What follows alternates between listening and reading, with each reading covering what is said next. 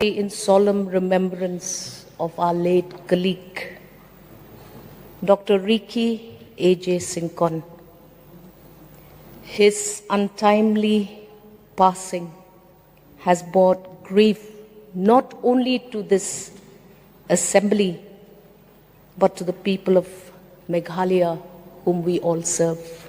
La ai ka jing ai buram ka bakta min siem ha jing kan mau ya I Dr. Ricky A.J. Sincon kat ba ka wei na kinong elam san per thai ka Dr. Amperin Lingdo ka lapen pau ya ka jing im ka jing shakri bat ka jing et ka basa hadin jong u ha ka kampat ba habakren khamat ka yeng dorbar ka Dr. Amperin ka laong ba ka jing hlat no ka klempoi perkhat jong I Dr. Ricky ka long ka jing donong om tang ha ka yeng dorbar hanrei ka jing snusi ka bakta ya ki pat ba ka Meghalaya hi bero ka wei Watla House nem arjar arpusaw kila yeng persya kajingya kun election ka bacur ka Dr. Amperin kalaken mau ya kajingya le san perthai jongki kum kajingya kun ka padap da kajing buram om da kajingya per wat hakapor ka bakhloj jong kajingya lap election u Dr. Ricky Sincon chupenden kam da kajing keno shimet kajing long ka ba unong kren wong ba kalong ka paduna bha ban shem ha ka san perthai menta kani kajing long renti bat karukom ba la penyo eu ya kajing itho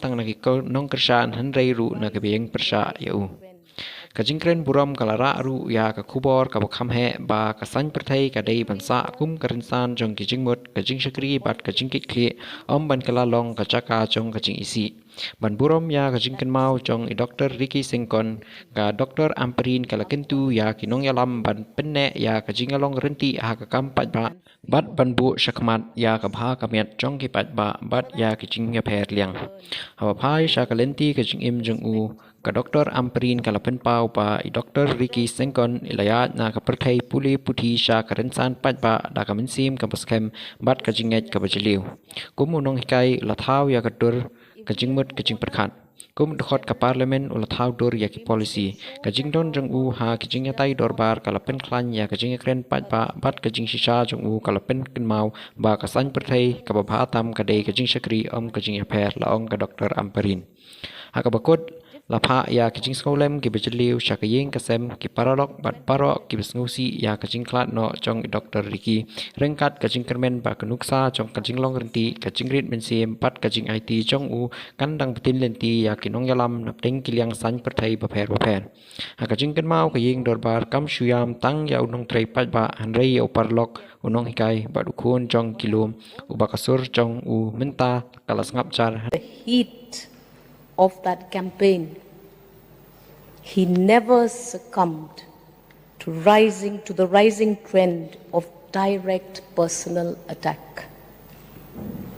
In today's world, where politics too often slips into hostility, that restraint and dignity are qualities few understand, and fewer still practice.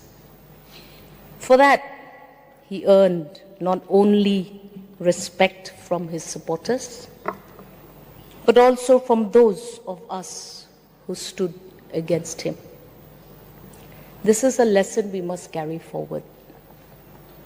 If we are to honor his memory, we must ensure that our politics does not become a theater of hatred, but remains a forum of ideas and service.